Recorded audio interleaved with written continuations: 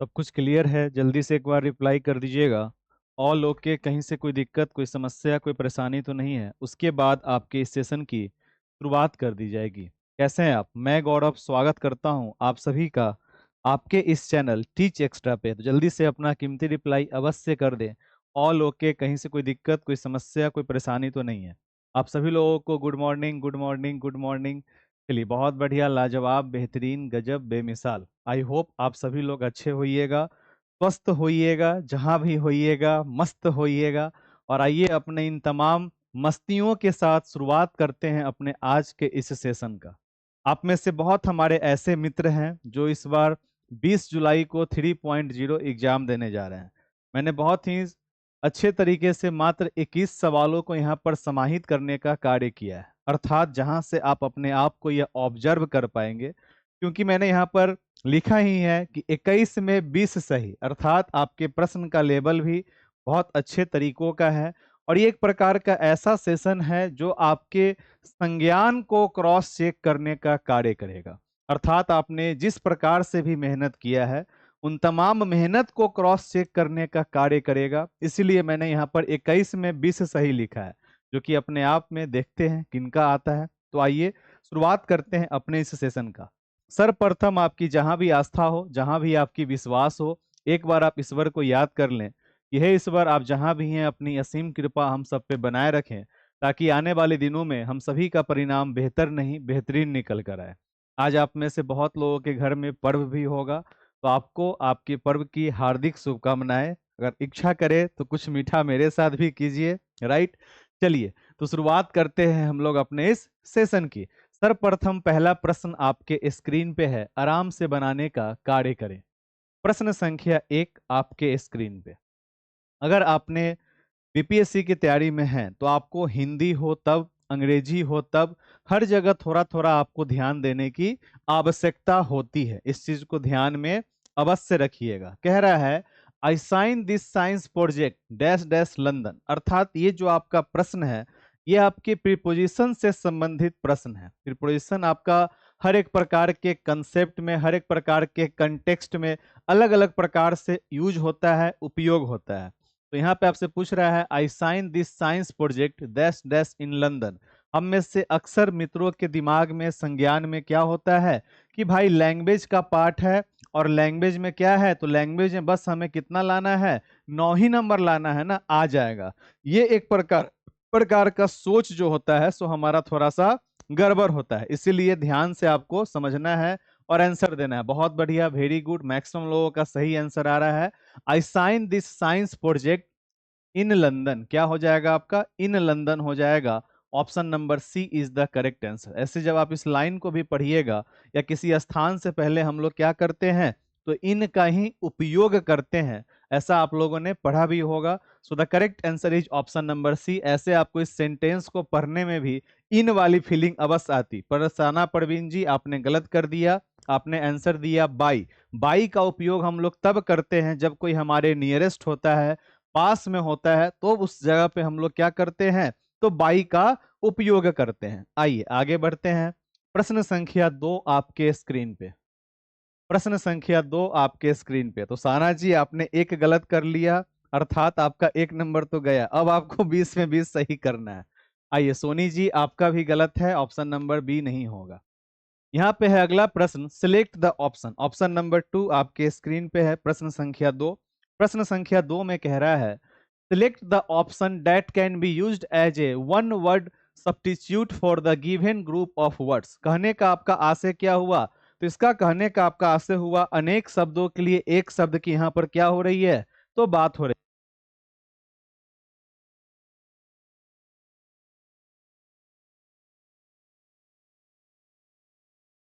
अनेक शब्दों के लिए एक शब्द की यहाँ पर बात हो रही है। क्या कह रहा है आपको, वीकनेस एंड पुअर हेल्थ। यहाँ पे अनेक शब्द हम लोगों ने बचपन में पढ़ा होगा, वही है आपका one word substitute for the given words. अर्थात आपको कह रहा है weakness and poor health. Weakness का अर्थ क्या हुआ, अर्थात कहीं ना कहीं कमजोरी होगा, राइट।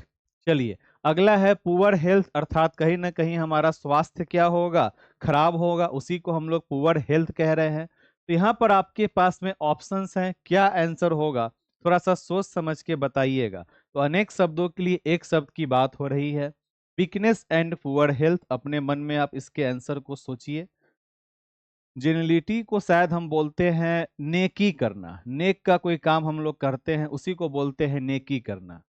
फ्रेलिटी का मतलब होता है जो शारीरिक रूप से क्या हो, दुर्लभ हो या अस्वस्थ हो, उसी को हम लोग कहते हैं, राइट। हॉस्पिटलिटी का मतलब, ये आपको कंफ्यूजन करने के लिए वर्ड आ गया, परंतु हॉस्पिटल मत समझिए। हॉस्पिटलिटी का मतलब होता है किसी का आदर करना, आदर भाव करना, ये इसका अर्थ होता है। तो क्या हो जाएगा इसका answer? Frailty, option number B is the correct answer. और मुझे लगता है कि आप में से कुछ मित्र हॉस्पिटल वर्ड को देखकर यहाँ पर क्या कर लिए होंगे, तो गलती कर लिए होंगे, अर्थात हॉस्पिटलिटी। वेरी गुड सुहानी मिश्रा जी, आपका बिल्कुल सही आंसर है, बहुत बढ़िया। आइए, तो क्या हो जाएगा संचला शर्मा जी, थोड़ा सा ध्यान देना है। हॉस्पिटलिटी का अर्थ होता है किसी का आदर भाव करना। नहीं, घर में कोई मेहमान आए रहते हैं तो हम लोग उनका आदर भाव करते हैं। वेरी गुड अनुराधा जी। मुझे लगता है कि जो भी लोगों का बैकएंड में इंग्लिश मीडियम से, वो सीबीएसई बोर्ड से जो बिलोंग करते हैं, उनके लिए इंग्लिश बड़ा ही मजेदार चीज होता है। मैं अक्सर देखता हूं कि सभी के सभी प्रश्नों को वो लोग सही बनाते हैं, right. Option number B is the correct answer. थोड़ा सा तो हम लोग चूक बना ही लेते हैं, थोड़ा सा हम लोग चूक जाते हैं, परंतु बिहार बोर्ड का भी अलग ही मजा है। जब हम लोग सोशल साइंस को पढ़ते हैं तो वहां पे हमें अलग ही मजा आता है, राइट। तो हर चीज का अपना अपना क्या है, मजा है। So the correct answer is option number B. अब आइए, आप में से कुछ मित्रों का तो शुरुआती दो प्रश्नों में ही गलत हो गया। आइए, कोई बात नहीं, आप में से मैक्सिमम लोग 4.0 वाले हैं और जो 3.0 वाले हैं उनके लिए सारा कुछ है। अगला आपका प्रश्न है, बिना पानी में कौन सा समास है? बिना पानी में कौन सा समास है? इनके बिना हम लोग का समझिए कि विद्या या ज्ञान असंभव है। अर्थात बिना पानी में कौन सा समास है, सोचना है, समझना है और आपको बताने का कार्य करना है। बिना पानी में कौन सा समास है? समास कितने प्रकार के होते हैं? तो समास आपके 6 प्रकार के होते हैं, जैसे कि आपका कर्मधारय समास हो गया, बहुब्रीहि समास हो गया, द्वंद्व समास हो गया, द्विगु समास हो गया, अव्ययी भाव समास हो गया। उसके बाद आपका क्या होता है, तत्पुरुष समास होता है। तो 6 प्रकार के आपके समास होते हैं, राइट। उसी में आपसे पूछ रहा है बिना पानी। तो बिना पानी कहने का अर्थ क्या हुआ, यहाँ पे किसी भी शब्द की प्रधानता नहीं है, यहाँ पे दोनों शब्द को मिलाकर एक अलग ही अर्थ निकलता है। और बिना पानी का अर्थ होता है सरस्वती जी, सरस्वती जी की यहाँ पर बात हो रही है, अर्थात यहाँ पे अप्रधान चीज है। इसका आंसर क्या हो जाएगा, बहुब्रीहि समास। क्या हो जाएगा आपका, बहुब्रीहि समास इसका क्या हो जाएगा, तो करेक्ट आंसर हो जाएगा। जैसे कि आपका नीलकंठ हम बोलेंगे, तो नीलकंठ से मतलब क्या हुआ, महादेव की बात हो रही है, तो आपका बहुब्रीहि समास के अंदर में चला आएगा। उसी प्रकार से द्वंद्व हुआ, द्विगु हुआ, या फिर आपका कर्मधारय, जहां पे कर्म की प्रधानता होती है, कर्मधारय हो जाएगा, राइट। तो समास अपना 6 प्रकार का होता है and the correct answer is option number B, बहुब्रीहि समास क्या हो जाएगा इसका, बिल्कुल करेक्ट आंसर हो जाएगा। प्रश्न संख्या 4 आपके स्क्रीन पे, प्रश्न संख्या 4 आपके स्क्रीन पे, आराम से बनाते चलिए। वेरी गुड, बहुत बढ़िया, लाजवाब, बेहतरीन, गजब, बेमिसाल। प्रश्न संख्या 4 आपके स्क्रीन पे है, आराम से बनाइए। प्रश्न संख्या 4 आपके स्क्रीन पे बनाइए।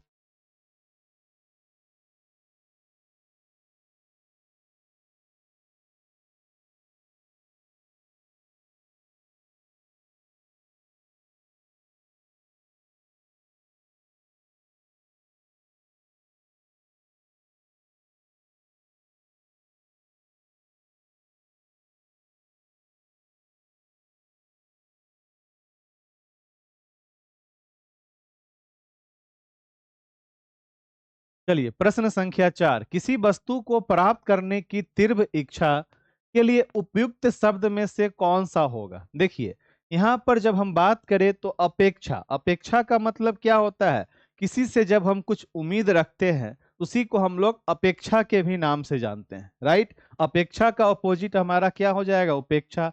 परंतु कह रहा है कि किसी वस्तु को प्राप्त करने की तीव्र इच्छा, तीव्र इच्छा मतलब अंदर से आप एकदम क्या है, व्याकुल है। So the correct answer is अभिप्सा कहेंगे। अपेक्षा का मतलब हो गया इच्छा रखना, अपेक्षित का मतलब क्या होता है? किसी भी चीज को पाने की आशा, जिससे हम लोग कुछ उम्मीद लगा के रखे रहते हैं, वो हमारा अपेक्षित हो जाएगा। आंसर क्या हो जाएगा? अभिप्सा। Option number B is the correct answer. Option number B क्या हो जाएगा इसका? तो बिल्कुल करेक्ट आंसर हो जाएगा। राइट। चलिए, 4 का आप लोग ई कह रहे हैं, उपयुक्त में से कोई नहीं, नहीं गलत है आपका आंसर। 4 का आपका क्या हो जाएगा? 4 का आपका ऑप्शन नंबर बी हो जाएगा। हेलो, प्रणाम। बीपीएससी की क्लास के लिए वेट कीजिए। चलिए, प्रश्न संख्या 5 आपके स्क्रीन पे है, आराम से बनाइए। खुमान रासो किसकी प्रसिद्ध रचना है? खुमान रासो कभी नाम सुने हैं? खुमान रासो किसकी प्रसिद्ध रचना है? खुमान रासो किसकी प्रसिद्ध रचना है? सोचिए, समझिए और बताने का कोशिश कीजिए। खुमान रासो का नाम इसलिए यहाँ पर आ रहा है, एक प्रकार का ये ऐसा रचना था जहाँ पे लगभग 5,000 छंदों का उपयोग किया गया था। और मुझे लगता है कि बहुत सारे हमारे मित्र ऐसे होंगे जो अभी छंद से भी परिचित नहीं होंगे। खैर, समझ लीजिए, खुमान रासो एक प्रकार की ऐसी रचना है जहाँ पे 5,000 छंदों का उपयोग किया गया था। और ये शायद अभी पुणे के संग्रहालय में सुरक्षित रखा भी गया है। और इसको जो रचना है, किनका रचना है? तो दलपति विजय का ये रचना है। किनका रचना है? तो दलपति विजय का रचना है। नरपति नाल्हा के बारे में आप लोगों को कुछ पता है? तो नरपति बोलिए या फिर नाला, दोनों एक ही व्यक्ति हैं। और ये राजस्थान के क्या थे? बड़े ही पॉपुलर, बहुत ही प्रसिद्ध क्या थे? तो कवि थे। कहाँ के थे? तो राजस्थानी प्रसिद्ध कवियों में से एक थे हमारे नरपति या नाला। ये कहाँ के थे? राजस्थान के थे। और इनकी जो रचना थी, उस रचना का नाम था बिसल देव। क्या नाम था? बिसल देव रासो इनके रचना का नाम था, बिसल देव रासो। हे भगवान, ये नहीं पता। चलिए, कोई बात नहीं है। तो दलपति विजय क्या हो जाएगा? करेक्ट आंसर हो जाएगा। और खुमान रासो एक प्रकार की ऐसी रचना है जहां पे 5,000 छंदों का उपयोग किया गया था। और ये अभी भी पुणे के संग्रहालय में उपस्थित है। राइट। और नरपति नाल्हा के बारे में यहाँ पे दो नाम आपको कभी कभी अलग देखने को मिल जाएगा, परंतु एक ही व्यक्ति का नाम है नरपति। हो सकता है कि उनकी यह क्या हो? उपाधि हो। और ये राजस्थानी प्रसिद्ध कवियों में से एक हैं। और इनका जो सबसे पॉपुलर रचना है सो क्या है आपका? तो बिसलदेव रासो है। So the correct answer is option number C, Dalpati Vijay. Option number C क्या हो जाएगा इसका? तो बिल्कुल करेक्ट आंसर हो जाएगा। प्रश्न संख्या 6 आपके स्क्रीन पे। प्रश्न संख्या 6 आपके स्क्रीन पे। निम्नलिखित में से किस वाक्य में भाववाच का प्रयोग हुआ है? भाववाच कहने का आपका अर्थ क्या हो गया? जहां पे हमारा इमोशंस कनेक्टेड होता है, इमोशंस की बात होती है, वही आपका कहलाता है भाववाच। अर्थात पूछ रहा है कि निम्नलिखित में से किस वाक्य में भाववाच का प्रयोग हुआ है? तो भाववाच कहने का मतलब हो गया, देखिए, दादी से चला नहीं जाता, मोहन ने खाना नहीं खाया, कुलियों ने सामान नहीं उठाया। जब इस प्रकार के प्रश्नों पे आप चिंतन करने का कार्य करेंगे तो आप यहाँ पर देखेंगे, क्या देखेंगे? कि दादी से चला नहीं जाता। अर्थात अगर आपके घर में दादी माँ है और उनको आप प्रतिदिन देख रहे हैं कि वो सुबह में जब भी उठ रही है तो एकदम एकदम दर्द से मारे ऐसे हाथ रख के उठ रही है, तो आप उनके इमोशंस को समझिएगा। परंतु कोई घर में कहे कि प्रवीण ने अभी खाना नहीं खाया, चंचला शर्मा ने अभी खाना नहीं खाया, अर्थात ये नॉर्मल सी बात है कि हम अपने घर में बातचीत कर रहे हैं, मोहन ने खाना नहीं खाया। नॉर्मल सी बात है कि भाई घर का कोई व्यक्ति है और वह खाना नहीं खाया। हम बाहर निकलने के लिए गए, घूमने के लिए गए, देखे स्टेशन पे कि कुली ने सामान नहीं उठाया। ये अपना क्रिया का भाव यहाँ पर आ रहा है, कार्य नहीं हुआ है। परंतु दादी से चला नहीं जाता, ये बात आपको दादी बोल नहीं रही है। दादी जब बेड से उठ रही है और वो दर्द से उठ रही है, उसे देखकर आपका इमोशनली क्या हुआ? कनेक्टिविटी हुआ। अर्थात इसी को हम लोग भाववाच कहेंगे। सो the correct answer is option number A, दादी से चला नहीं जाता। दादी से चला नहीं जाता। प्रश्न संख्या 7 आपके स्क्रीन पे है, ये आपका अंतिम प्रश्न है भाषा का। राइट। चलिए, प्रश्न संख्या 7 आपके स्क्रीन पे। जैसी बहे ब्यार पीठ तब तैसी, दीजिए का अर्थ क्या होगा? सोचिए, समझिए और बताने का कार्य कीजिए। और एक बात बताइए, क्या यह टाइम आप लोगों के लिए कंफर्ट नहीं है? क्योंकि मैं पिछले 3 दिनों से और लगातार मैं कॉल भी कर रहा हूं, फिर भी आपकी संख्या आज 35 से 40 हुई है। हमारे सभी के सभी मित्र कहाँ गायब हो गए हुए हैं? बिना आपके मुझे मन नहीं लग रहा। अगर ये टाइम आपके लिए कंफर्ट नहीं है, क्योंकि आप में से मैक्सिमम लोगों का डीलेट का पढ़ाई कंप्लीट हो चुका है, आप लोग अपने घर में ही रहकर तैयारी करते हैं, और घर में इस समय घरेलू कार्य भी होता है।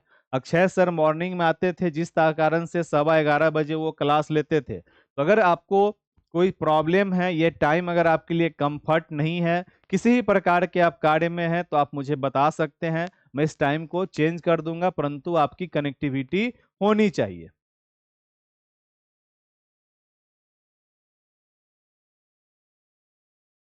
चलिए, जैसी बहे बयार पीठ तब तैसी दीजिए, इसका अर्थ क्या होगा? देखिए, जैसी बहे बयार का मतलब हो गया कि अभी आपका क्या बयार बह रहा है, तो 3.0 का आपका एग्जाम है 20 जुलाई को। उस प्रकार का आपका अभी हवा चल रहा है, चारों तरफ 3.0 का बातचीत चल रहा है।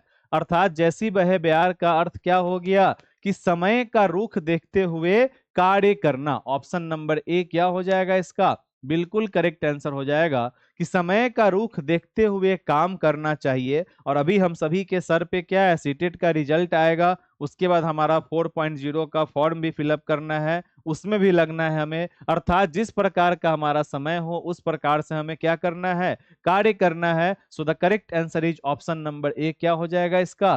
तो बिल्कुल करेक्ट आंसर हो जाएगा। प्रश्न संख्या 8 आपके स्क्रीन पे गणित का यह प्रश्न है, सभी लोग बनाने का अवश्य कार्य करें। देखते हैं, नहीं होगा तो मैं रात के टाइम में कोई टाइमिंग निकालता हूं, रात में आपके क्लास को शिफ्ट करूंगा। ठीक, चलिए, मैक्सिमम लोगों की कनेक्टिविटी होनी चाहिए, इस चीज को ध्यान रखें। होगा तो रात का टाइमिंग रख देंगे, रात में सभी लोग फ्री रहते हैं, और एक बार सभी को बता भी देंगे। ठीक, 10:30 या 11 बजे का टाइम रख देंगे प्रतिदिन रात का, तो आराम से हम लोग सारे कार्यों से निश्चिंत हो जाएंगे, तो अपने काम में लग जाएंगे। तो अभी टाइम एक आपका परफेक्ट टाइमिंग होता है, जहाँ पे किसी भी प्रकार की कोई समस्याएं नहीं होती है। मैंने आज सुबह भी 2-4 लोगों को कॉल किया, मैक्सिमम आप में से महिला वर्ग के लोग जुड़े हुए हैं। कोई अपने बाबू को साथ में हॉस्पिटल में है, बाबू मतलब बच्चा, कोई अपने ननद के साथ हॉस्पिटल में गई हुई हैं, तो कोई इसी के घर में कोई मेहमान आए हुए हैं। किन्हीं का कहना है कि सुबह में 11 बजे घर में लोग सब आते जाते रहते हैं, कभी आ पाते हैं कभी नहीं आ पाते हैं, कोई नाश्ता में डिस्टर्ब है, कोई खाना में डिस्टर्ब है। तो ऐसे कैसे पढ़ाई होगा जी, बताइए, इतना सारा प्रॉब्लम के साथ। और ये सारा प्रॉब्लम हर किसी के साथ लगा हुआ है। ठीक, आइए, प्रश्न संख्या 8 आपके स्क्रीन पे। अनुराधा जी चिंता नहीं कीजिए, 19 तक आपका कोई टाइम चेंज नहीं होगा। प्रश्न संख्या 8 आपके स्क्रीन पे, यदि एक शेयर का अंकित मूल्य 10 रुपए है और लाभांश 16% है, तो 600 शेयरों से होने वाले आमदनी को ज्ञात कीजिए। अब यहाँ पर बात क्या हो रहा है? यहाँ पर आपका बात हो रहा है, ये कहाँ से मक्खी परेशान करते रहता है। देखिए, ये जो आपका प्रश्न है, पहले आप लोग बनाइए, इसका करेक्ट आंसर क्या होगा। अभी तक आप लोगों का आंसर नहीं आया। मैथ के प्रश्न में आप लोग इतना शांत क्यों हो जाते हैं? बड़ा ही प्यारा सा प्रश्न है। कह रहा है कि यदि एक शेयर का अंकित मूल्य कितना है, 10 रुपया, और लाभांश कितना है, 16%, अर्थात 10 रुपया के शेयर पे हमें लाभ कितना मिल रहा है, 16%। 16% मतलब क्या हो गया, 10 का 10% 1 रुपया, 0.6 अर्थात 60, मतलब कि 1 रुपया 60 पैसा आपको मिल रहा है 10 रुपया के शेयर पे आपको प्रॉफिट। तो कह रहा है तो 600 शेयरों से होने वाले आमदनी को ज्ञात करें। तो भाई 600 शेयर का पहले हमारा अंकित मूल्य क्या होगा, तो 600, एक का दाम 10, तो 600 का दाम 600 गुने 10 क्या कर देंगे, तो 6000 रुपया हो गया हमारे शेयर का अंकित मूल्य। हमारे शेयर का अंकित मूल्य कितना हो गया, तो 6000 रुपया हो गया। और कितना बोल रहा है, 16% लाभ है। अब इसके लिए आपको कुछ इतना आप लोगों ने प्रैक्टिस किया है, अलग से कुछ करने की आवश्यकता नहीं है। 6000 का 16% निकालना है, तो 6000 का 10% कितना हो जाएगा, 600 रुपया हो जाएगा। और 6000 का 6% कितना हो जाएगा, तो 6×6 = 36, अर्थात 360 रुपया हो जाएगा। कुल मिला देंगे कितना हो जाएगा, तो 960 रुपया। ये अपना क्या है, नॉर्मल तरीका है। ऐसे ऐसे प्रश्न है जहां पे आपको लाभांश का मतलब प्रॉफिट होता है प्रवीण जी, और आपके एग्जाम में भी इंग्लिश में अवेलेबल रहेगा, तो आप देख सकते हैं, राइट। लाभांश का मतलब हो जाता है प्रॉफिट। आइए, लभांश, लभांश को तोड़िएगा तो लाभ का अंश, लाभ नहीं लाभ का अंश, उसी को बोलते हैं लभांश, मतलब कि प्रॉफिट, अर्थात उस पे इतना प्रॉफिट आपको प्राप्त होगा। तो इस प्रकार से भी आप लोग तोड़ सकते हैं, राइट। 960 रुपया, अभी आपका 19 तक जो टाइमिंग है वही रहेगा, उसके बाद चेंज कर देंगे। ये आपका हो गया, ऐसे निकालिए। या फिर एक आपका नॉर्मल सा तरीका होता है, 6000 का 16%, इस प्रकार से भी निकाल सकते हैं। तो दोनों आपके पास में तरीका अवेलेबल है, पर इस तरह से कीजिएगा मन ही मन, क्योंकि बहुत ऐसे प्रश्न होंगे जहां पे आपको परसेंटेज से समाहित करके कुछ और भी निकालना पड़े। तो ये मन में करने की कला है, और इससे आप मन में भी करते होइएगा। आप में से मैक्सिमम लोग ऐसे भी करते ही होइएगा। 16% है, पहले 10% निकाल दिए, कितना हो गया, तो 10% हमारा हो गया 600 रुपया, फिर 6%, 6 छके 36, 360 रुपया। दोनों तरीका का हम लोग यहाँ पे अप्लाई कर सकते हैं। आई होप आपको अक्षय सर अवश्य इस चीज के बारे में बताए होंगे। प्रश्न संख्या 9 आपके स्क्रीन पे है। मैंने देखा है कि आपको अक्षय सर ने समानुपात और अनुपात रेशियो बहुत बार आपको मैंने देखा है पढ़ते हुए, तो वहां से संबंधित आपका यह प्रश्न है, जरा सा बताइए तो। एक 5 मीटर 60 सेंटीमीटर ऊंचे ऊर्ध्वाधर खंबे की छाया की लंबाई 3 मीटर 20 सेंटीमीटर है। उसी समय की बात हो रही है, अर्थात एट ए प्रेजेंट टाइम की बात हो रही है। और जहां भी हमारा एट ए प्रेजेंट टाइम हो गया, अर्थात समानुपाती के रूप में हम लोग यहां पर बनाने का कार्य करेंगे। तो उसी समय 10 मीटर 50 सेंटीमीटर ऊंचे एक अन्य खंबे की छाया की लंबाई ज्ञात कीजिए। तो पहले आप लोग बनाइए, फिर मैं आपके साथ में एक्सप्लेन करने का कार्य करूंगा। बड़ा ही प्यारा सा आपका प्रश्न है, और सभी प्रश्नों को ऑब्जर्व कीजिएगा। और ये सेम सेशन आपका यूट्यूब पे भी रहेगा, शाम को लाइव रहेगा। अर्थात ऐसे हमारे मित्र जो 3.0 के लिए एक्टिव हैं, और उनका कहना है कि एप्लीकेशन के टाइम, तो चलो आप यूट्यूब पर ही देख लो, मैंने कल भी डाल दिया था, आज भी मैं डाल दूंगा, आराम से आप यहाँ भी देखिए। और कमेंट सेक्शन में अवश्य कमेंट कीजिएगा। और बहुत जल्द आपके 20 जुलाई के बाद जैसे ही आपकी एग्जाम समाप्त होगी, तो 4.0 के लिए एक मैं फास्ट ट्रैक प्लानिंग कर रहा हूँ, जहाँ पे 4 से 5 आपको नए शिक्षक देखने को मिलेंगे, जो कि अलग अलग जगह से आ रहे हैं, बातचीत चल रही है। तो परिणाम लेकर हमें आना है, चाहे किसी भी हाल में हो, जिस भी हाल में हो, राइट। बहुत हम लोगों ने मजाक कर लिया, अब मजाक नहीं। एक 5 मीटर 60 सेंटीमीटर ऊंचे खंबे की छाया, आपने इसे कैसे बनाया, तो आइए इसे हम लोग बनाने का कार्य करते हैं। कैसे बनाएंगे, सिंपल समानुपाती आप लोगों ने पढ़ा होगा। पहले मैं थोड़ा सा आपके इस प्रश्न को छोटा कर देता हूं, ताकि मुझे बनाने के लिए जगह मिल जाए, और आपको यहाँ पे प्रश्न भी क्या होगा, दिख रहा होगा।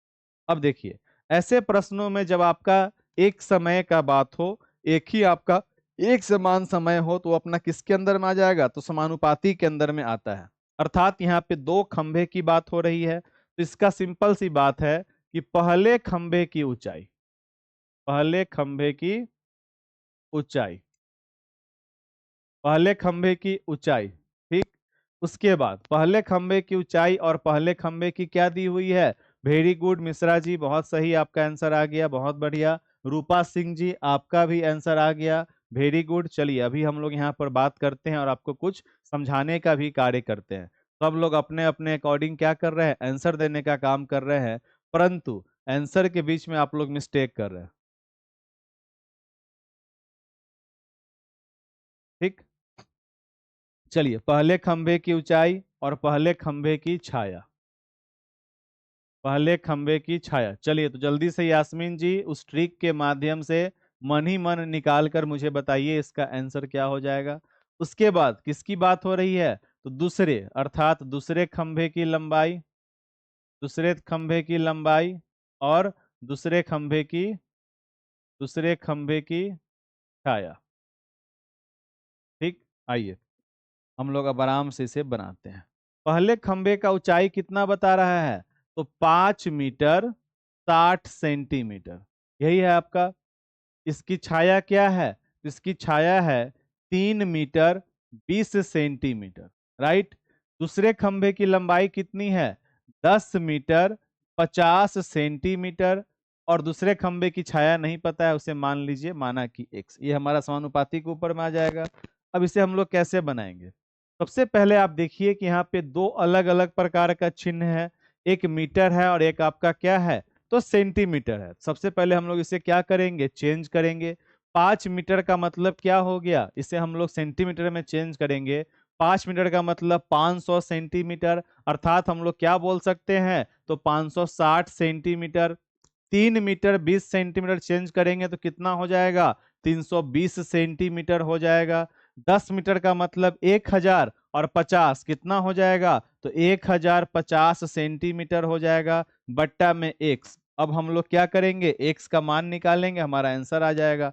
अर्थात एक्स इक्वल टू, बट्टा में उधर जाएगा तो गुना में चला जाएगा और ये अपना भाग में चला आएगा, बट्टा में कितना हो जाएगा, 560। इसे काटेंगे, कितनी बार में कटेगा, तो शून्य से शून्य गया, 8 चौके 32, 8 सत्ते 56। 7 से काटेंगे, 7 इकाई के 7 बचा 3, 7 पचे 35, अर्थात 150। 15 चौके 60 कितना हो जाएगा, तो 600 सेंटीमीटर हो जाएगा। 600 सेंटीमीटर हो जाएगा। अब यहाँ पर आप में से कुछ मित्रों ने क्या किया, अलबला गए और आंसर देने में वो गलती कर दिए, चाहे वो मिश्रा जी हो, चाहे वो शर्मा जी हो, चाहे वो शंकर जी हो। जितने भी मित्रों ने यहाँ पर आंसर दिया है वो यहाँ पर एक चीज मिस्टेक कर दिए। 600 सेंटीमीटर भी आपके ऑप्शन में अवेलेबल है और 6 मीटर भी आपके ऑप्शन में अवेलेबल है, अर्थात इसका करेक्ट आंसर क्या हो जाएगा, तो इसका करेक्ट आंसर हो जाएगा उपयुक्त में से एक से अधिक। Option number D is the correct answer. आपने पूरा कुछ सही बनाया, आपने सारा प्रोसेस सही किया, परंतु अंत में जाकर आप क्या मिस्टेक कर दिए, आपको 600 सेंटीमीटर आ गया था और आपके ऑप्शन में 600 सेंटीमीटर भी अवेलेबल है और 6 मीटर भी अवेलेबल है, अर्थात इसका आंसर क्या हो जाएगा, उपयुक्त में से एक से अधिक, क्योंकि both are available. So the correct answer is option number D. तो इतना सारा जो मेहनत आपने बुद्धि विवेक लगाया, वो आकर यहाँ पर आपने क्या कर दिया, जल्दीबाजी में मिस्टेक कर दिया। इस मिस्टेक को भी हमें ध्यान में रखने की जरूरत है, राइट। बहुत ऐसे प्रश्न हुए हैं जहां पे आपका आंसर ऑप्शन नंबर डी भी होता है, ई भी होता है, इसीलिए ध्यान देना है, हुलबुलाना बिल्कुल भी नहीं है। प्रश्न संख्या 10 आपके स्क्रीन पे है, आराम से बनाने का कार्य करें। प्रश्न संख्या 10 आपके स्क्रीन पे कह रहा है कि 100 रुपए में 100 अंडे खरीदे गए और परिवहन के दौरान 12 अंडे टूट गए।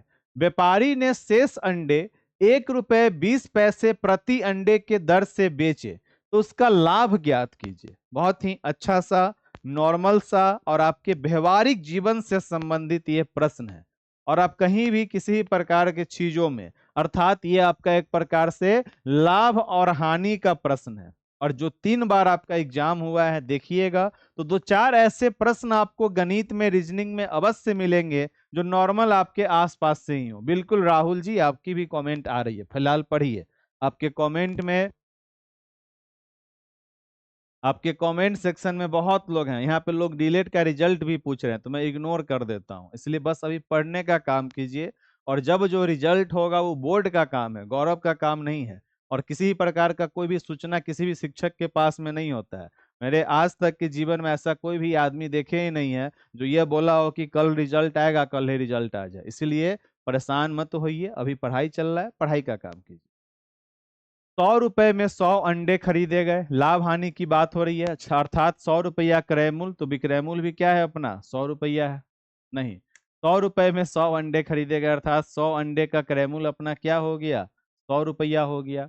अब कह रहा है कि परिवहन के दौरान 12 अंडे टूट गए, अर्थात उसको घर पे लाने में 12 अंडा टूट गया, तो शेष अंडा कितना बचा, तो शेष अंडा आपका बच गया 100 माइनस 12 कर देंगे, 88 अंडा हमारे पास में शेष बच गया। अब कह रहा है कि व्यापारी ने शेष अंडे को 1 रुपए 20 पैसे प्रति दर के दर से बेचा, तो उसका लाभ ज्ञात कीजिए। अर्थात इसका मतलब क्या हो गया कि व्यापारी को लाभ ही हुआ होगा। तो जल्दी से बनाइए सभी लोग, इसका करेक्ट आंसर क्या हो जाएगा, जल्दी से बताइए तो सभी लोग, इसका करेक्ट आंसर क्या हो जाएगा। कितना अंडा बचा, 88 अंडा बचा, अर्थात 88 अंडा का आंसर क्या हो जाएगा। क्या रुपए बेचा, तो 1 रुपए 20 पैसे प्रति अंडे के दर से बेचा, तो 88 गुना 1 रुपए 20 पैसा करेंगे, कितना हो जाएगा, 88 इकाई के 88, और 20 पैसा से गुना करेंगे तो 8 दूनी 16, 8 दूनी 16 और 8 दूनी 16 एक 17, कितना हो जाएगा 1760 पैसा। 1760 पैसा का मतलब हो गया 1700, मतलब कि 17 रुपया और 60 पैसा, अर्थात प्लस में 17 रुपया 60 पैसा, कितना हो जाएगा 88 7 95 10 105 रुपया, 105 रुपया 60 पैसा। ये आपका हो गया विक्रय मूल्य। खरीद के लाया कितना में, तो खरीद के लाया 100 रुपया में और बेचा कितना में 105 रुपया 60 पैसा में, राइट। तो कितना का लाभ होगा, तो लाभ इक्वल टू 105 की, लाभ का मतलब क्या होता है विक्रय मूल्य माइनस क्रय मूल्य माइनस 100, कितना हो जाएगा, तो 5 रुपए 60 पैसा का आपको लाभ हो जाएगा। 5 रुपए 60 पैसा का आपको लाभ हो जाएगा। और राहुल जी, शंकर जी, आप लोग फिर से गलती कर रहे हैं ना। देखिए आपके ऑप्शन में क्या दिया हुआ है, तो 5 रुपए 60 पैसा भी दिया है और 56,560 पैसा भी दिया है। 560 पैसा का मतलब क्या हुआ, तो 5 रुपया 60 पैसा हुआ, अर्थात ए भी सही है बी भी सही है। So the correct answer is option number D, उपयुक्त में से एक से अधिक। थोड़ा सा ध्यान देना है। नीमत परवीन जी आप फिर से गलती कर रहे हैं। शंकर जी आपका फिर से गलत है। अनुराधा जी आपने भी ध्यान नहीं दिया। मैक्सिमम लोगों का आंसर यहाँ पे ऑप्शन नंबर 1 आ रहा है, ऑप्शन नंबर ए आ रहा है। परंतु मैंने पहले ही कहा कि आप लोग किस प्रकार से अपने कार्यों को किए हैं, कितना आपका ध्यान है अपने पेपर पे, ध्यान अवश्य बनाइए। ज्यादा नंबर नहीं लाना है, 120 नंबर में 50-60 नंबर लाइएगा आप लोगों का नौकरी मिल जाएगा। परंतु अपने ध्यान को शांत रखना है, ध्यान को केंद्रित रखना है, वरना ऐसे ही गड़बड़ कीजिएगा। 5 रुपए 60 पैसा ऑप्शन नंबर ए में है और ऑप्शन नंबर 2 में क्या है 560 पैसा, और 560 पैसा का मतलब क्या होगा 5 रुपया 60 पैसा। सो द करेक्ट आंसर इज उपयुक्त में से एक से अधिक। सेकेंड टाइम फिर से आप लोगों ने मिस्टेक कर दिया, राइट। चलिए प्रश्न संख्या 11 आपके स्क्रीन पे, बहुत ही प्यारा सा, उम्दा सा, और आपके चिंतन स्तर पे जितना भी आपने गणित पढ़ा है, सीखा है, ढेर सारा आपने गणित का क्लास किया है, तो एकदम विचार करते हुए बनाइएगा। खूब आपने क्लास किया था, दूरी वाला, समय वाला, मैं हर चीज देखता था। भले ही आपकी मैं क्लास नहीं ले पा रहा था समय के अभाव के कारण, परंतु आपके क्लास में क्या चल रहा है वो मुझे पता है। और किस तरह से आपकी संख्या 110 से घटकर अभी 35-40 पर आ गई है वो भी मुझे पता है। और मैं आपको विश्वास दिलाता हूं कि बहुत जल्द आपकी संख्या यहां पर 40 से बढ़कर 150-200 भी होगी। सभी को मैं वापस लेकर आऊंगा, इस बात को मैं आपको विश्वास भी दिलाता हूं, और उसके लिए हम लोगों को लगना पड़ेगा, राइट। प्रश्न संख्या 11 आपके स्क्रीन पे। एक आदमी 50 किलोमीटर प्रति आवर की चाल से ए से बी की यात्रा करता है और अपनी चाल को 30% बढ़ाकर वापस ए पर लौटता है, तो पूरी यात्रा के दौरान उसकी औसत चाल क्या है। यह हमारा चाल, दूरी और समय से आया हुआ प्रश्न है। थोड़ा सा माइंड को शांत करके बनाइए। गणित के प्रश्न में आप हर एक प्रश्न पे 1 से 1.5 मिनट का समय ले लीजिए, परंतु ये गणित एक ऐसा आपके लिए सेक्टर है जहां पे आपके सुनिश्चित नंबर होंगे। बहुत ऐसे आपके सवाल होंगे अन्य विषयों का जहां पे आपके मन में संदेह होगा, डाउट होगा, परंतु गणित ही एक ऐसा विषय है, रीजनिंग एक ऐसा विषय है जहां पे आप कॉन्फर्म होकर आंसर दीजिएगा कि हाँ यह बिल्कुल सही है, पर मिस्टेक किए बिना, डी को ध्यान में रखते हुए, राइट। राहुल कुमार जी मेरी आंखें कमजोर नहीं है, पहले आपने ऑप्शन नंबर ए बताया, उसके बाद आपने ऑप्शन नंबर डी दिया, इसलिए इस बात को रिपीट करने की जरूरत नहीं है कि मैंने ऑप्शन नंबर डी दिया है, राइट। आइए 11, प्यार से बनाइए प्रश्न को।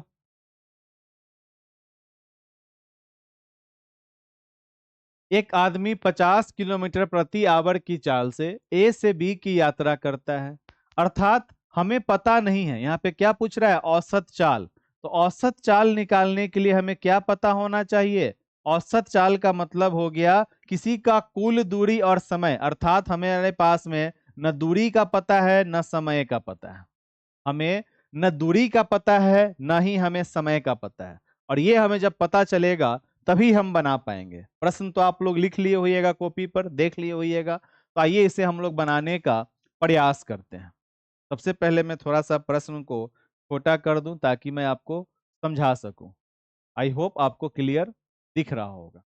आइए, कह रहा है कि औसत चाल। अब हमको औसत चाल निकालने के लिए क्या पता होना चाहिए? तो दूरी बट्टा समय। चाल का मतलब दूरी बट्टा समय। पर हमको ना ही दूरी पता है और ना ही हमको समय पता है। अब हम दूरी समय कैसे निकालेंगे, कैसे फाइंड आउट करेंगे? तो सबसे पहले हम लोग देखते हैं कि एक आदमी 50 किलोमीटर की चाल से ए से बी की यात्रा करता है। अर्थात इसका अर्थ क्या हुआ कि भाई ए से बी के बीच का जो दूरी है, उस दूरी को हम लोग क्या कर लेते हैं, माना कि दूरी इक्वल टू एक्स। कहां से? तो ए से बी का हमने क्या किया, दूरी को एक्स मान लिया।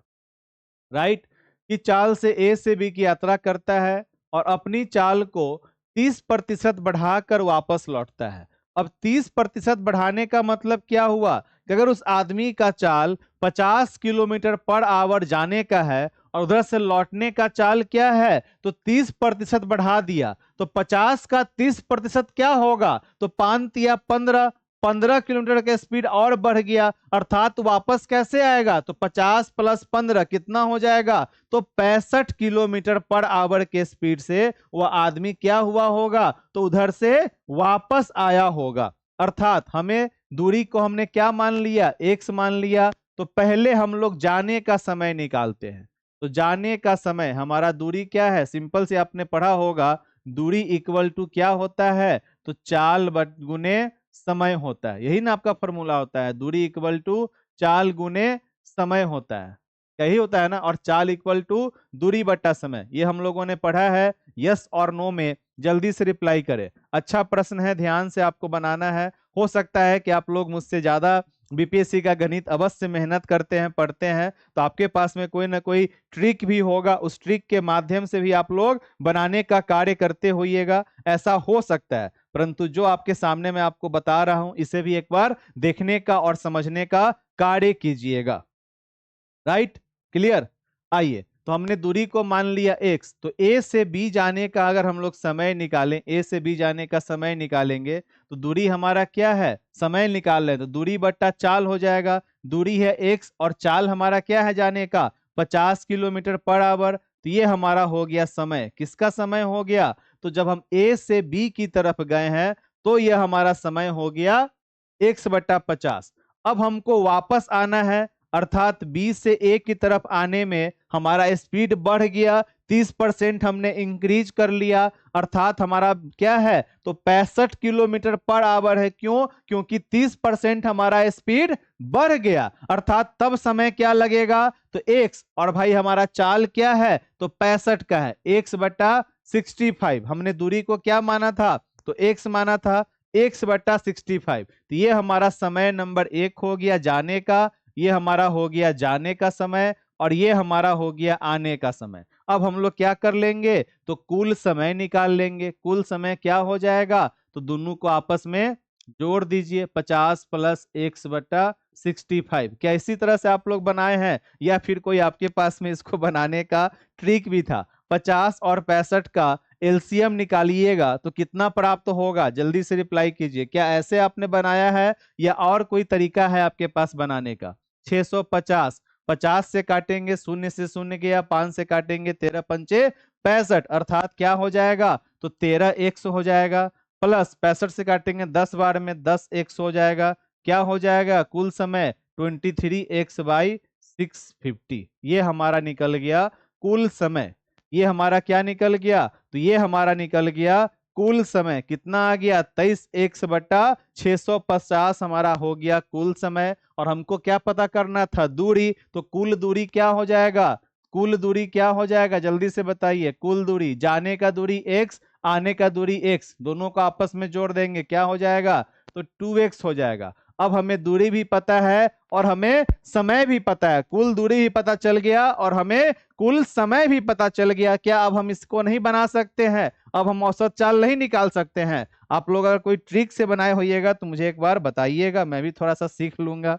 राइट, तो आइए, क्या हो जाएगा, कुल दूरी हमारा क्या हो गया, 2x, और समय कितना लगा, तो 23x/650। इसको हम लोग सही से लिखेंगे तो कैसे लिख सकते हैं, 2x गुने 650/23x, x से x हमारा कट गया, कितना हो जाएगा? तो 1350, 0 से 0, 5 दूनी 650 में 2 से गुना करेंगे, कितना हो जाएगा? शून्य का शून्य, और 5 दूनी 10 और 6 दूनी 12, 1 13, 1300 हो जाएगा। सॉरी, 1300/23। क्या इतना आया है? जल्दी से रिप्लाई करें, जल्दी से रिप्लाई करें। 1300/23, क्या आप लोगों को आया है? कहीं पे मैंने कुछ गड़बड़ तो नहीं किया है? एक बार देख लीजिएगा और बता दीजिएगा।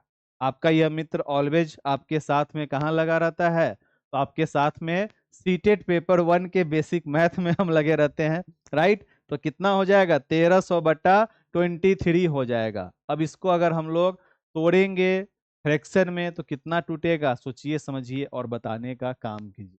Yes sir, yes sir, yes sir, yes sir.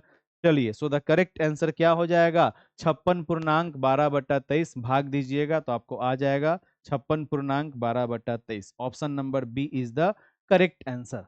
Option number B क्या हो जाएगा इसका? तो करेक्ट आंसर हो जाएगा। हाँ, अगर आपके पास में कोई अन्य तरीका भी हो तो एक बार मुझे व्हाट्सअप कीजिए, जो एकदम इससे भी कम समय में बन जाए। थोड़ा बहुत हम लोग ट्रिक को भी माइंड में रखेंगे, एग्जाम टाइम में हमें वो भी मदद करने का कार्य करता है। So the correct answer is option number B. आगे बढ़े। प्रश्न संख्या 12 आपके स्क्रीन पे। निम्न में से किन्हें आधुनिक भारत का पिता कहा जाता है?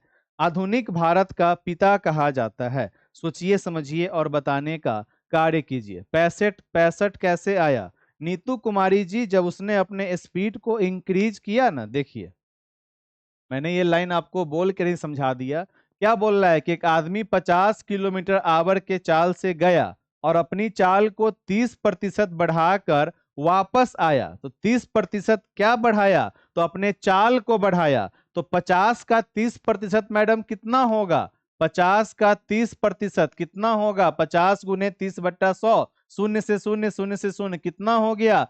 15 km/h वो अपने चाल को बढ़ा कर आया। तो 50 + 15 कितना हो जाएगा मैडम? 65 km/h हो जाएगा। ठीक, फिलहाल अभी मैं आपको बता दिया हूं। अभी हम लोग पहले 21 सवाल को देख लेते हैं, फिर समझाते रहेंगे। 3.0 वाले को जल्दी से कर लेने दीजिए, मैं और आप लगे रहेंगे। इस प्रश्न को मैं फिर से रख दूंगा।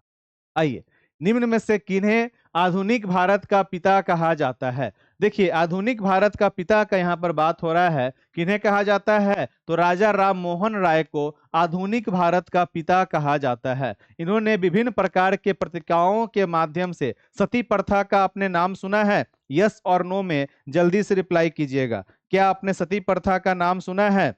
राजा राम मोहन राय का, राजा राम मोहन राय, वेरी गुड। राजा राम मोहन राय का जन्म कब हुआ था? तो 1772 ईस्वी में। 1772 ईस्वी में इनकी जन्म हुई थी। 1772 ईस्वी में इनका जन्म हुआ था। 1772 ईस्वी में इनका क्या हुआ था? तो जन्म हुआ था। इस चीज को ध्यान में रखिएगा।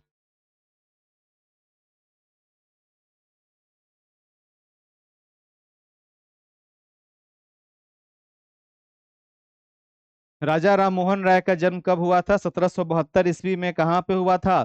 तो राधा नगर। जगह का नाम क्या था? जगह का नाम था राधा नगर। इन्होंने एक पत्रिका, एक आपका पत्र या फिर आपके न्यूज़पेपर के माध्यम से सती प्रथा के ऊपर में क्या किए थे? तो आवाज भी उठाए हुए थे, और जो शायद आपका बांग्ला भाषा में था। इनका जो आवाज उठाए थे कब? तो 1821 ईस्वी में। 1821 ईस्वी में बांग्ला भाषा में आपका प्रकाशित हुआ था एक आपका पत्रिका। उसका नाम क्या था? जल्दी से बताइए, तो अगर आप लोगों को पता हो तो जल्दी से रिप्लाई कीजिए। उस पत्रिका का नाम था संवाद, संवाद कुमोती की या कौमुदी? अगर आप लोगों ने पढ़ा है तो जल्दी से बताइए, तो क्या था उसका नाम? संवाद, संवाद, संवाद कौमुदी, यही था ना जी? एक बार आप लोग बता दीजिएगा। 1821 ईस्वी में आपका ये पत्रिका आया था, जिसमें सती प्रथा के ऊपर इन्होंने क्या किया था? तो आवाज उठाया था। इनकी मृत्यु कब हो गई थी? इनकी मृत्यु 1833 ईस्वी में इनका मृत्यु हो गया था। कहाँ? तो ब्रिटेन में इनका मृत्यु हुआ था 1833 ईस्वी में, राइट? ये सब चीज आपको क्या करना है? ध्यान में रखने की आवश्यकता है। इन्होंने एक सभा का भी स्थापना किया था, आत्मीय सभा। आत्मीय सभा का नाम आप लोग सुने हैं? बताइए। आत्मीय सभा का भी इन्होंने क्या किया था, गठन किया था। कब किया था, तो आत्मीय सभा का गठन इन्होंने किया था 1800। आत्मीय सभा का गठन कब किए थे, तो 1815 ईस्वी में इन्होंने आत्मीय सभा का भी गठन किया था राधानगर में। वेरी गुड, वेरी गुड, चलिए बहुत बढ़िया। सती प्रथा के बारे में, बाल विवाह को, हाँ वेरी गुड, इस सब पे क्या किया था इन्होंने, तो आवाज उठाने का कार्य किया था। और भी कुछ इनके लिए, और भी इनसे कोई संबंधित पॉइंट, और भी इनसे संबंधित कुछ पॉइंट। 1817 ईस्वी के आसपास में इन्होंने एक हिंदू कॉलेज की स्थापना किया था। 1817 ईस्वी में इन्होंने हिंदू कॉलेज की स्थापना किया था। हिंदू कॉलेज, मैं यहाँ पे सिर्फ हिंदू लिख दिया हूँ। हिंदू कॉलेज की स्थापना 1800, कौमुदी, वेरी गुड, चलिए बहुत बढ़िया। हिंदू कॉलेज की स्थापना 1817 ईस्वी में इन्होंने किया था। राइट। चलिए मैं थोड़ा सा टाइम को बाद में बदलूंगा। ये टाइमिंग में जो 12 बजे का कॉलिंग का सिस्टम है ना, तो बार बार कंटिन्यू कॉल आ ही जाता है। राकेश जी आज अब्सेंट हैं, जिस कारण से लोगों की कॉल मेरे ही पास में आ रही है। ठीक। एक चीज और इनके लिए ध्यान में रखिएगा, 1825 ईस्वी में वेदांत कॉलेज, कोशिश करते हैं थोड़ा थोड़ा। ठीक।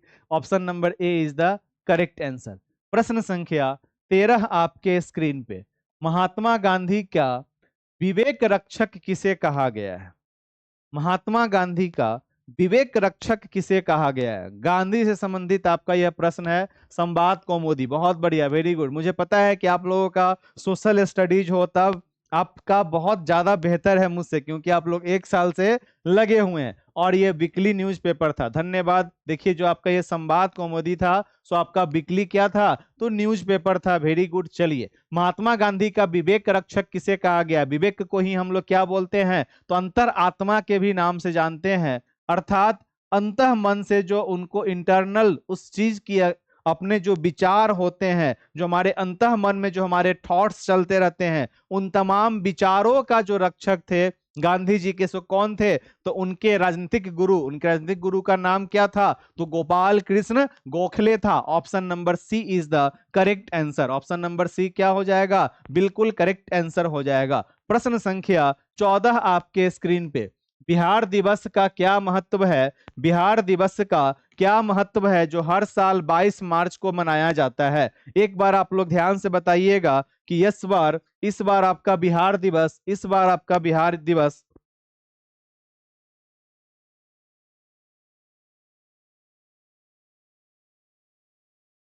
इस बार आपका बिहार दिवस कब मनाया जा रहा है। वेरी गुड, वेरी गुड, चलिए बहुत बढ़िया। आइए, बिहार दिवस क्या महत्व है जो हर साल 22 मार्च को मनाया जाता है। इस बार जो आपका 22 मार्च 2024 को बिहार दिवस मनाया गया था, वो कैमा बिहार दिवस था। पहले आप इस बात का क्या करें, तो आंसर देने का प्रयास करें। जो इस वर्ष 22 मार्च 2024 को बनाया गया था, वो बिहार दिवस का कैमा बिहार दिवस था। सोचिए समझिए और बताने का कोशिश कीजिए। बहुत बढ़िया, लाजवाब, बेहतरीन, गजब, बेमिसाल, वेरी गुड।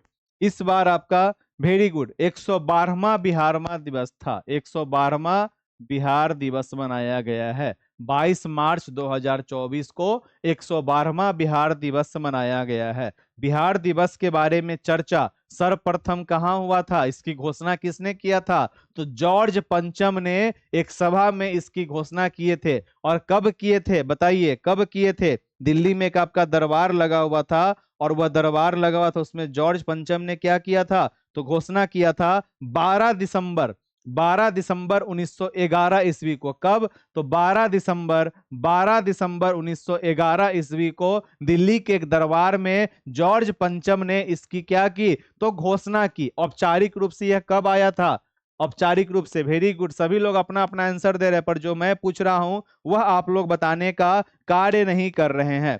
12 दिसंबर 1911 को इसका क्या हुआ था, घोषणा हुआ था। बिहार के अंतर्गत आपका क्या है, तो सर्वप्रथम आपका बंगाल विभाजन हुआ। उसके बाद फिर आपका क्या हो गया था, 1912 में ये अपना क्या हो गया, नए प्रांत। 1 अप्रैल 1912 को हुआ था ना, नए प्रांत औपचारिक रूप से हुआ था आपका 22 मार्च को, और 1 अप्रैल 1912 ईस्वी।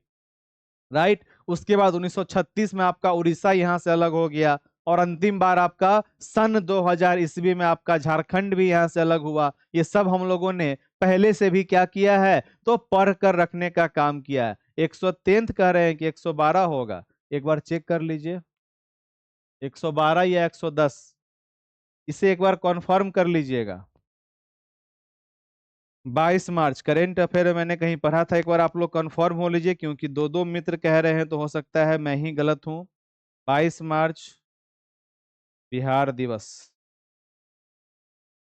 एक बार आप लोग कंफर्म हो लीजिए, मैं भी एक बार कंफर्म हो लेता हूं। आप में से कुछ लोग 110 कह रहे हैं, और उसमें भी अनुराधा जी हैं, चंचला शर्मा जी हैं, ये लोग का भी एग्जाम भी है, और ये लोग शायद गलत आंसर तो नहीं दे सकते हैं। और सोशल स्टडीज या फिर करेंट अफेयर में मैं इसीलिए परेशान हो जाता हूँ।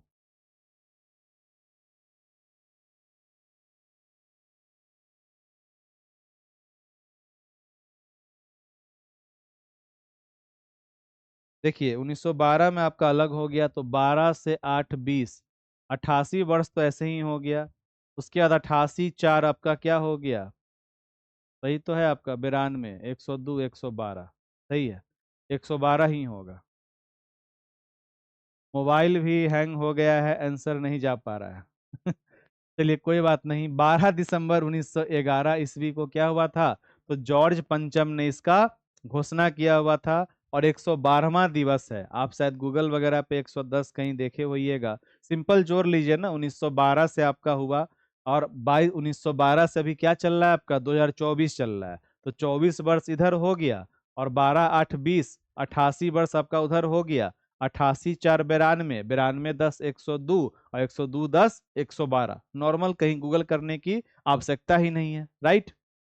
आइए, तो बिहार दिवस का क्या महत्व है जो हर साल बनता है, तो 1912 में बिहार के बंगाल के प्रेसिडेंसी से अलग होने के याद करने के लिए, option number C is the correct answer. इसका करेक्ट आंसर क्या हो जाएगा, ऑप्शन नंबर सी। बाउंस हो गया सब, कोई बात नहीं। प्रश्न संख्या 15 आपके स्क्रीन पे, ये तो आप लोग बहुत प्रकार का गाना सुने होइएगा। बड़े दिनों के बाद चिट्ठी आई है, चिट्ठी आई है, क्या नाम सुने हैं, गाना सुने हैं कि नहीं सुने हैं, यस और नो में जल्दी से रिप्लाई कीजिए। चिट्ठी आई है गाना को आप लोगों ने सुना है कि नहीं सुना है।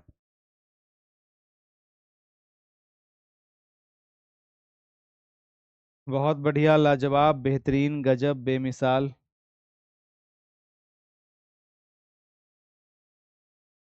प्रश्न संख्या 15 आपके स्क्रीन पे है, आराम से बनाने का कार्य करें। मैं आपके आगे से हट जाता हूं, आराम से बनाइए। प्रश्न संख्या 15 आपके स्क्रीन पे,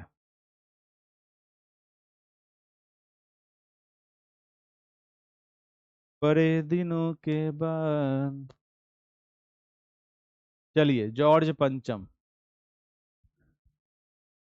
प्रसिद्ध खिलाड़ी, सोच समझ के आंसर दीजिए।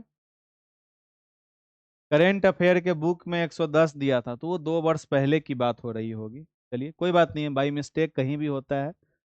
15 का आप में से कुछ लोग इसका आंसर नीमत परवीन बोल रही हैं, अभिनेता, वेरी गुड। और लोग बताइए, राहुल कुमार जी भी कह रहे हैं अभिनेता, और लोग बताएं।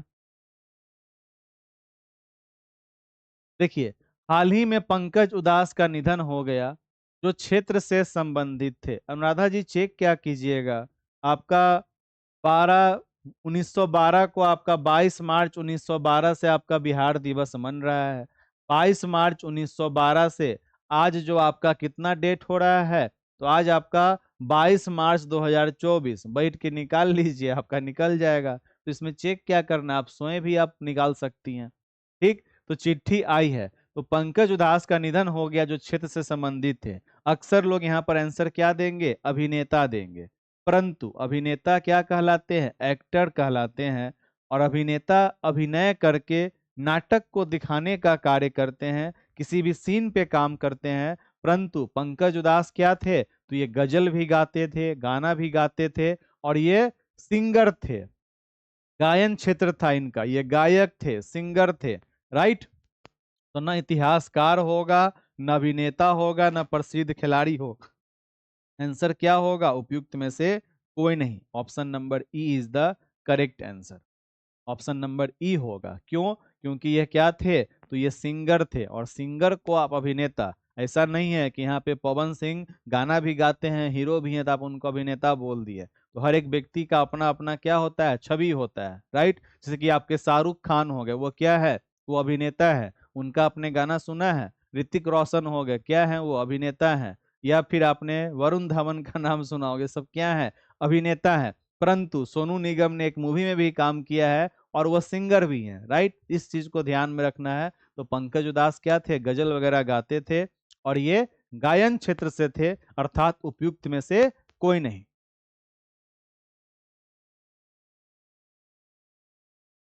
प्रश्न संख्या 16 आपके स्क्रीन पे। तारों के विभिन्न समूहों द्वारा निर्मित तारों के विभिन्न समूहों द्वारा निर्मित विभिन्न पैटर्न कहलाते हैं। क्या कहलाएगा यह? ग्रह कहलाएगा, तारा कहलाएगा, नक्षत्र कहलाएगा? तो तारों के विभिन्न समूहों द्वारा निर्मित विभिन्न पैटर्न क्या कहलाता है? तो नक्षत्र कहलाता है। इसी को देखकर हम लोग क्या करते हैं? तो कार्य वगैरह करते हैं। जवन नहीं, कुंडली वगैरह हम लोग देखने का काम करते हैं। तो क्या हो जाएगा आपका? नक्षत्र हो जाएगा। Option number C is the correct answer, right. चलिए आगे बढ़ते हैं प्रश्न संख्या 17 की तरफ। उस विकल्प का चयन करें उस विकल्प का चयन करें उस विकल्प का चयन करें जो तीसरे पद से उसी प्रकार से संबंधित है जिस प्रकार दूसरा पद प्रथम पद से संबंधित है। सोचिए, समझिए और बताइए। पवन सिंह में more than one of the above होगा, हाँ, बोल सकते हैं। पवन सिंह आपके नेता भी है, गायक भी हैं, अभिनेता भी हैं। मोर देन एबव हो जाएगा। Very good. ठीक। चलिए। हाँ, मूवी में थे ना, पर मूवी में गजल गाने का ही काम कर रहे थे। वहां पे दिखाया गया था, जिसमें चिट्ठी आई है गाना आपने सुना होगा। मूवी में भी उनको गायक के रूप में ही प्रस्तुत किया गया था। ठीक। आइए, प्रश्न संख्या प्रश्न संख्या 17 आपके स्क्रीन पे। प्रश्न संख्या 17 आपके स्क्रीन पे। अगर मान लीजिए अभी कपिल देव, ठीक, कपिल देव आप एक मूवी देखे होइएगा, मुझसे शादी करोगे, देखे हैं?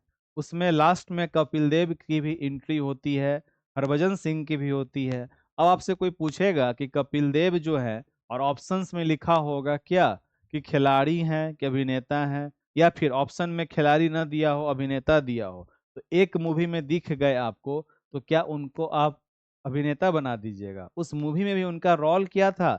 तो एक खिलाड़ी के रूप में ही रिप्रेजेंट करने आए थे स्टेडियम के अंदर।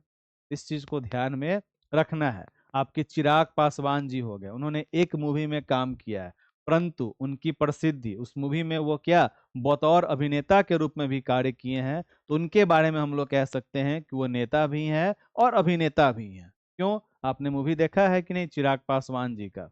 राइट। तो बहुत सारी बातें होती हैं तर्क वितर्क करने के लिए। प्रश्न संख्या 17।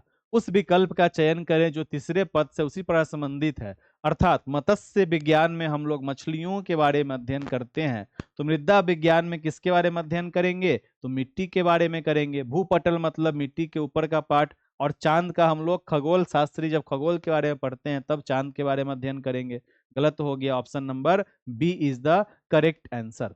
ऑप्शन नंबर बी क्या हो जाएगा? इसका करेक्ट आंसर हो जाएगा। प्रश्न संख्या 18 आपके स्क्रीन पे है। दिए गए विकल्पों में से असंगत विकल्प का चयन करें। दिए गए विकल्पों में से असंगत विकल्प का चयन करें। सोचिए, समझें और बनाने का कार्य करें। प्रश्न संख्या 18 आपके स्क्रीन पे है, आराम से बनाने का कार्य कीजिए। प्रश्न संख्या 18 आपके स्क्रीन पे है। प्रश्न संख्या 18 आपके स्क्रीन पे है, आराम से बनाने का कार्य करें। दिए गए विकल्पों में से असंगत विकल्प का चयन करें।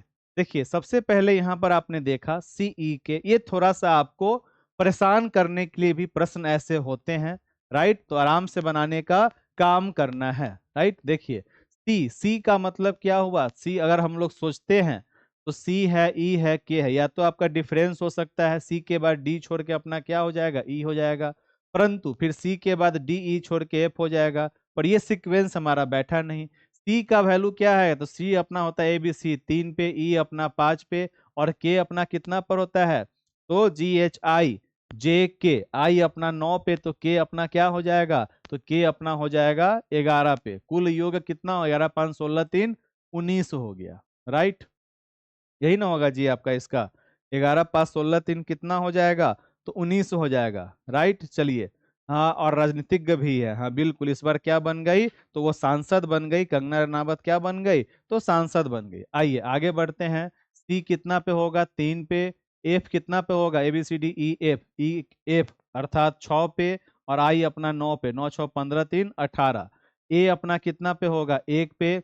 एच अपना कितना पे होगा, तो GHI, आई 9 पे, तो एच अपना क्या होगा, 8 पे प्लस 9, 9 8 17 1 18। राइट, तो इस दोनों का मान अपना 18 18 आ रहा है, ये 19 आ रहा है, अर्थात यही विकल्प में क्या है, असंगत है। Option number A is the correct answer. कैसे आपको सिंपल इजोटी को ध्यान में रखना है, तो आपको नंबरिंग निकालने में दिक्कत नहीं होगा। इजोटी अर्थात ई अपना 5 5 के पेयर पे चलता है, तो इस तरह से भी आप लोग ध्यान में रख सकते हैं, या नॉर्मल आप अपोजिट से ध्यान में रख सकते हैं। मैंने आपको पढ़ाया है अल्फाबेटिकल सीरीज का रीजनिंग। प्रश्न संख्या 18 का आंसर क्या हो जाएगा, तो इसका आंसर हो जाएगा option number A. Very good, बहुत लोगों का आंसर यहाँ पे ऑप्शन नंबर ए भी आ रहा था, और कुछ लोगों का आंसर गलत भी आ रहा है। ठीक, चलिए। प्रश्न संख्या 19 आपके स्क्रीन पे, प्रश्न संख्या 19 आपके स्क्रीन पे, प्रश्न संख्या 19 आपके स्क्रीन पे। एक निश्चित कूट भाषा में DIG को 20 के रूप में लिखा जाता है, उसी कूट भाषा में फीड को कैसे लिखा जाएगा। सोचिए समझिए और बताने का कार्य कीजिए। प्रश्न संख्या 20 आपके स्क्रीन पे है, आराम से बनाने का काम करें। सॉरी, प्रश्न संख्या 19। एक निश्चित कूट में DIG को 20 के रूप में लिखा जाता है, तो उसी कूट भाषा में फीड को कैसे लिखा जाएगा। तो पहले हमें पता करना पड़ेगा कि DIG को भाई 20 में कैसे हमने लिखा। अभी अभी मैंने आपके साथ में डिस्कस किया, अभी अभी मैंने आपके साथ में डिस्कस करने का कार्य किया था। आइए, क्या है आपका, डी है, आई है, जी है। डी कितना पे होता है, तो डी हमारा हो जाएगा ABCD 4 पर हो जाएगा, प्लस आई कितना पे होगा, तो 9 पे होगा, और GHI 9 से 2 पहले अर्थात 7 पे। 7 4 11, 7 4 11, 9 कितना हो गया, 20 हो गया। अर्थात इसका अर्थ क्या हुआ, सभी के मान को आपस में जोड़ा गया। अब हमारा क्या है, तो फीड है, एफ है, डबल ई है, और डी है। एफ कितना पर होता है, तो DEF, ई के बाद अपना एफ अर्थात 6, फिर 5, फिर 5, फिर अपना 4, 6 5 11 और 9 20। कितना वैल्यू हो जाएगा फीड का भी, तो फीड का भी आपका हो जाएगा 20। Option number B is the correct answer. Option number B is the correct answer. Very good, बहुत बढ़िया। ऑप्शन नंबर बी क्या हो जाएगा इसका, बिल्कुल करेक्ट आंसर हो जाएगा। प्रश्न संख्या 20 आपके स्क्रीन पे है, बड़ा ही प्यारा सा प्रश्न है, हल्का सा आपके तर्क वितर्क से संबंधित आपका प्रश्न है। सोचिए समझिए और बताइए। प्रश्न संख्या 20 आपके स्क्रीन पे, प्रश्न संख्या 20 आपके स्क्रीन पे। उस विकल्प का चयन करें जो सही रूप में रिक्त स्थानों को भरे और श्रृंखला को पूरा करे। कल भी मैंने आपको ऐसे प्रश्न को सिखाने का कार्य किया था। सोचिए समझिए और बताने का कार्य कीजिए। प्रश्न आपका क्या है, तो प्रश्न है आपका 21 है, कौमा 22 है, कौमा 18 है, 27 है, और आपका 11 है। आराम से सोचिए समझिए और बताइए क्या होगा करेक्ट आंसर। 21 22 18 27 और 11। 21 22 18 27 और आपका 11।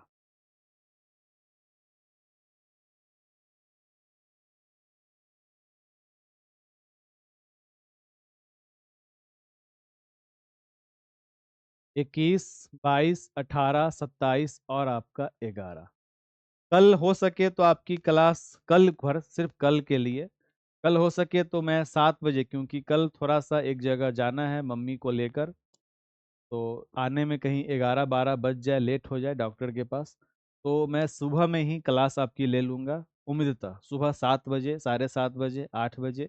मैं रात में शेड्यूल बना दूंगा, उस हिसाब से हो सके तो 8 बजे कल सुबह में मैं आपकी क्लास को ले लूंगा। राइट, इस चीज को आप लोग क्या करेंगे, ध्यान में रखेंगे। ठीक है, और फिर होगा, अगर मैं पहले आ गया टाइम पे तो फिर से एक बार और ले लेंगे। ठीक, आनंद आ रहा है, मजा आ रहा है? कैसे बनेगा यह प्रश्न? तो जब भी ऐसा प्रश्न हो और कुछ भी समझ में नहीं आए कि हम यहाँ पर कैसे बनाए, तो सबसे पहला बच्चा का चीज आपको हम बताते हैं। पहला काम में अंतर अवश्य निकालिएगा। 21 से 22 का अंतर क्या है? 1 का है। 22 से 18 का अंतर क्या है? -4 का है। यहाँ पे +1 लिख लीजिए। 18 से 27 का क्या है? 18 और 27 दो 20, +9 का है। 27 से 11 का क्या है? तो -16 का है।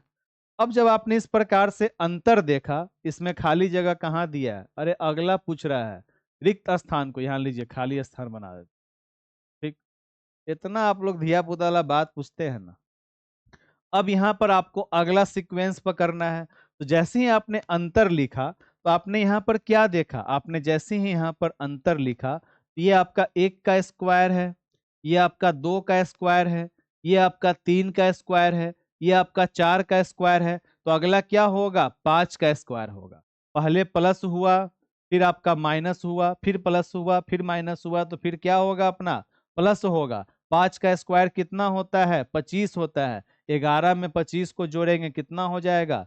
तो 36 हो जाएगा। अगला नंबर क्या हो जाएगा हमारा? तो 36 हो जाएगा। तो पहले लिखिए, हम में गलती क्या करते हैं, हम लोग पहले ही सोचना शुरू करते हैं। पहले सोचना नहीं है, पहले आपको जो, और ये सबसे बेसिक पॉइंट है, पहले अंतर को लिख लीजिए। और जब आप अंतर को लिखिएगा तो अपने आप आपका दिमाग काम चलेगा। तो सिर्फ आपको बैठ के प्रश्न को देखते नहीं रहना है, पेन अवश्य चलाइएगा ना। तो पेन चलाने से आपका माइंड जो है सो सीक्वेंस को लेकर आता है। ठीक, प्रश्न संख्या 21। कल आप लोगों ने ब्लड रिलेशन में गलती किया था और मुझे उम्मीद है कि आज आप लोग गलती नहीं कीजिएगा। कल आप लोगों ने ब्लड रिलेशन में गलती किया था और मुझे उम्मीद है कि आज आप लोग गलती नहीं कीजिए। प्रश्न संख्या 21 आराम से बना है।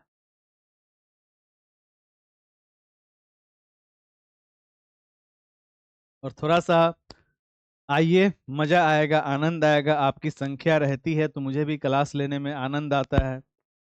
200 से ज्यादा लोग आप लोग जुड़े हुए हैं और क्लास में मात्र 35-40 को लोग रहते हैं, तो बड़ा मुझे अफसोस होता है। ठीक, तो अंतिम में मुझे पता है आप 200 में से लगभग 180 प्लस 4.0 वाले हैं, 22-24 वाले हैं। एक नए जोश और एक नए उमंग, ये जो आपका 22 जुलाई को शिवरात्रि स्टार्ट होने वाला है, कुछ आपको नया अवश्य देखने को मिलेगा। प्लानिंग में पूरे पूर्ण रूप से लगा हुआ हूँ और पूरे 30 दिन एकदम लगातार बैटिंग चलेगा, सैटरडे संडे कुछ नहीं। ऐसा मैं कुछ प्लानिंग कर रहा हूँ। बस आपका प्यार चाहिए, साथ चाहिए और आशीर्वाद भी चाहिए। जो भी आपके घर में लोग हों, अपने हाथ में दुआ प्रार्थना अवश्य करते रहें। राइट, अमित सोनिया का भाई है। ये आपका क्या है? ब्लड रिलेशन है। और मैंने आपको बताया है कि ब्लड रिलेशन में ऑलवेज क्या करे, जो आपका सबसे स्टार्टिंग पॉइंट है, क्या कर रहा है? अमित सोनिया का भाई है। सबसे पहले इस प्रश्न को आप लोगों ने पढ़ ही लिया होगा। हल्का समय इसे क्या करता हूँ, छोटा कर देता हूँ ताकि मुझे बनाने में बने। आइए, कह रहा है आपका कि अमित सोनिया का भाई है। ये अमित है और ये सोनिया का क्या है? भाई है। अर्थात अमित अपना और सोनिया अपना, दोनों क्या है? भाई बहन।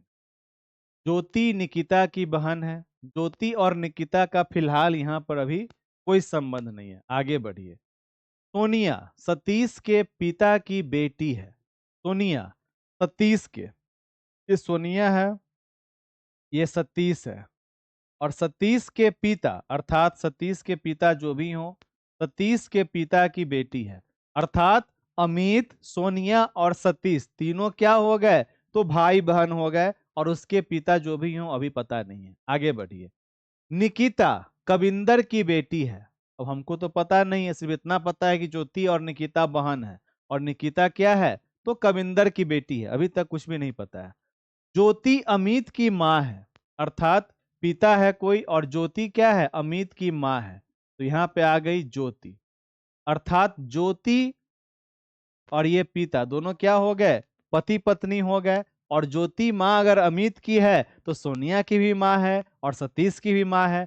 अब आ गया ज्योति का नाम, और ज्योति और निकिता क्या है, तो बहन है। तो ज्योति और निकिता, अब यहाँ पे नाम दे दीजिए निकिता, ये दोनों क्या है, तो ये दोनों बहन है।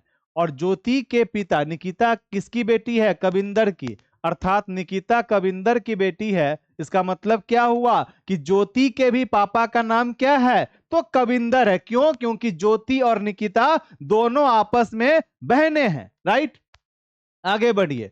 अब कह रहा है कि मुकेश निकिता की इकलौती बहन का पति है, अर्थात निकिता की इकलौती बहन कौन, ज्योति। ज्योति के पति का नाम क्या, मुकेश, अर्थात इसके पिता का नाम क्या हो गया, तो मुकेश हो गया।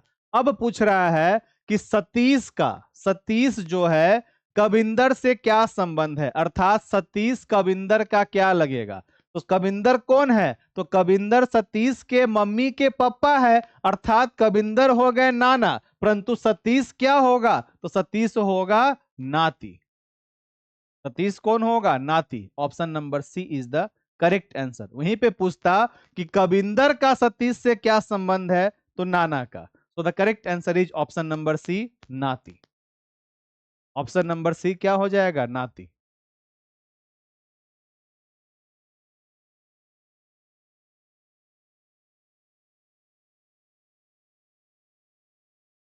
प्रश्न संख्या 21, आंसर क्या हो जाएगा आपका, ऑप्शन नंबर सी हो जाएगा, नाती। ठीक, कुछ लोगों का आंसर यहाँ भी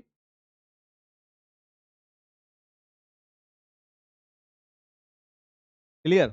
चलिए, वेरी गुड, बहुत बढ़िया। Option number C is the correct answer. तो ये थे आपके 21 प्रश्न। इस 21 प्रश्न में आपके कितने सही हुए हैं, कमेंट सेक्शन में कमेंट करके बताइएगा।